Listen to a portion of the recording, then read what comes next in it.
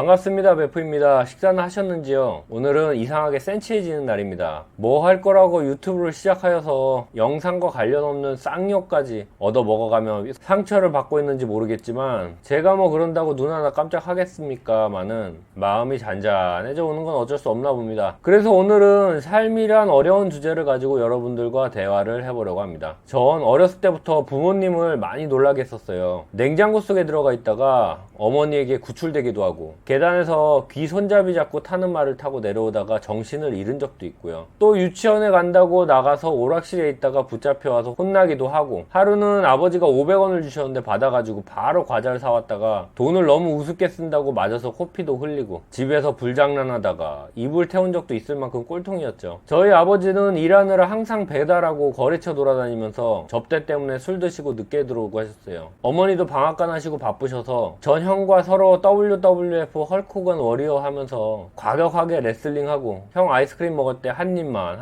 하던 생각이 아직까지 생생하네요. 이 세상 삶에 정답은 없겠지만 제 기억이 가장 생생한 시기는 제가 어릴 때입니다. 고작 뛰어놀고 사고치고 그런 게 고작이었지만 이런 사고 저런 사고 치며 혼나면서 몸으로 깨닫거나 이렇게 하면 맞는구나 하면서 스스로 판단을 하게 되고 느끼게 되면서 자아가 형성되었던 것 같습니다. 전 미국같이 다른 사람과 토론하며 왜 그렇게 되는지 알게 되는 교육을 좋아해요. 한국처럼 스스로 사고하는 것보다는 다른 누군가 써 만든 걸 외운 걸로 시험을 봐서 좋은 학교에 간들 16년간의 배움의 졸업 후 Y를 배워본 적 없는 사람들은 인생을 개척해야 하는 시기에 더욱 힘들고 또 시행착오로 돈을 많이 주고 Y를 알아가게 될지도 모르죠. 전 여러분들이 어떤 상황이라도 힘을 냈으면 좋겠습니다. 여러분들은 비록 전 세계 77억 명 중에 한 명이지만 타이거 우즈, 김연아, 효도로도 77억 명 중 한 명이잖아요. 아 맞다, 효도로는 60억 분의 1이구나. 어쨌든 암튼 제가 여러분께 전하고 싶은 메시지는 과학이든 스포츠든 나와 같은 사람이 이룩한 일이니까 본인이 난 이건 진짜 재밌게 할 수 있어 그러면은 한번 열심히 해서 세계 최고가 되겠다고 맘 먹어보시라고 말씀드리고 싶네요. 최고가 못 되면 또 어떻습니까? 즐겁게 자신의 일을 할 수 있다면 세상은 꼭 결과로만 봐주지 않고 과정도 봐줄 거라고 생각이 됩니다. 모든 과정에 배움과 깨달음이 존재하고 그런 작은 것들을 무시하지 않고 하나씩 얻어나간다면은 경험치를 쌓게 되고 랩업을 할 수 있을 거라 생각이 돼요. 또 그렇게 열심히 살아갈 때도 본능적으로 이성을 찾고 만나게 되죠. 여기서 여러분 너무 이성에게 잘 보이려고 하지 마세요. 진실된 게 좋은 겁니다. 진실은 통하는 법이니까요. 허세와 과장으로 이성을 만나게 되면 그 허세와 과장된 만큼의 다른 무언가를 해줘야 돼요. 그냥 본인 일에 충실하면서 진실된 모습을 보여주고 상대를 존중하면 된다고 생각해요. 얼굴요? 좀 못생기면 어때요? 불 끄면 안 보이는 거잖아요. 그럼 그냥 나를 위해 헌신할 수 있고 나를 이 세상의 최고의 남자라고 생각해주는 사람을 만나세요. 내 사람이 나를 그렇게 진심으로 봐주면 난 그래, 난 최고의 남자야 하면서 인생을 바로 살려고 노력하게 되는 겁니다. 밥일도 아마 마찬가지일 거예요. 너가 기분 좋으면 나도 기분 좋아, 이런 마인드가 좋지 귀찮아 하기 싫어하면 얘기를 안 해도 알 수 있게 되는 겁니다. 결혼은 노력이라 하잖아요. 이 노력은 하기 싫어하는 거라도 가식이라 불리워서는 안 되는 겁니다. 이렇게 남편 또는 부인의 마음을 알면서도 본심에 치우쳐서 외면하게 되면 내가 연인이라 생각했던 사람은 이 사람의 마음은 여기까지구나 하며 알게 되고 상심하게 될 거예요. 물론 이 사람이 내 연인이 아닐 수도 있습니다. 헌데 이럴 거면 왜 이 사람을 만나서 어렵게 구차한 일 다 하면서 이런저런 준비하고 정말 힘든 하루였던 결혼식까지 버텨내고 결혼하고 잘 살겠다고 다짐을 했습니까? 그 사람과 헤어질 때 헤어지더라도 헤어지기 전까지는 최선을 다하세요. 최선을 다한 게임엔 미련이 남지 않는 법이잖아요. 그리고 결혼을 해서 아이를 낳으면은 멘탈 붕괴는 현실이 됩니다. 아이로 인해서 잠 못 자고 서로 짜증내고 부딪히고 싸우다 보면은 현실의 벽에 부딪히게 되죠. 하지만 지나고 나서 생각하면 잠시일 뿐인 겁니다. 그리고 돈이란 것은 벌만큼 벌면 됩니다. 벌만큼이란 거는 나와 내 가족이 사는데 필요한 정도지 남들의 시선의 높이가 아니에요. 그런 것을 커트라인이라고 생각하면 안 된다고 생각합니다. 제 주변에 한 아이를 1년 3천만 원 들여서 학교 보내는 사람들 많습니다. 전 그 아이들이 그 학교 다닌다고 저희 딸도 그 학교 다녀야 한다고 생각하진 않아요. 교육은 진인사 대천명이 아닌 것 같습니다. 좋은 학교 나왔다고 좋은 사람이 되는 건 아니잖아요. 비싼 데서 밥 먹어야 행복한가요? 사랑하는 사람과 함께라면 라면 하나를 나눠 먹더라도 더 행복하게 먹을 수 있는 겁니다. 일가족, 극단선택 이런 뉴스 많이 나오잖아요. 이거 왜 그렇겠어요? 다 빚 때문이잖아요. 꼭 대출 받고 남들처럼 집을 사서 그렇게 빚 갚아가면서 내서 힘들게 살기보다는 좋지 않은 집 월세에서 대충 밥 먹고 똥차 타고 다니더라도 꼭 돈을 모으진 못하더라도 쓸 돈을 벌면서 가족과 웃으면서 살면 그게 행복 아니겠어요? 꼭 람보르기니 타고 다니면서 시선 끌고 잘 나가는가 보다 라는 말을 꼭 들어야 하나요? 아마도 그러면은 주변 사람들이 오히려 시기할 것 같습니다. 사람이 돈 자랑을 열심히 하면 주변에 사람들이 많이 붙어요. 그 사람들 다 빈대 같은 사람들일 거예요. 돈 자랑 안 하고 인생의 모든 일을 열심히 즐겁게 살면은 주변의 사람들은 그런 모습을 나쁘게 볼 사람은 없다고 생각합니다. 그러다 혹시 알게 된 좋은 사람들과 돈 관계는 하지 않더라도 도움을 필요로 하면 도와주세요. 나중에 혹시 알아요? 그 사람이 여러분의 진정한 친구가 될지. 오늘은 비도 오고 해서 제 마음속 얘기를 좀 해봤는데요. 혹시 여러분 지금 삶이 힘들거나 아프더라도 꼭 화이팅 하시고 힘내세요. 언젠가 올 당신의 나를 위해서. 그럼 여기까지 말씀드리겠습니다. 좋은 하루 그리고 행복한 하루 보내시길 바랍니다.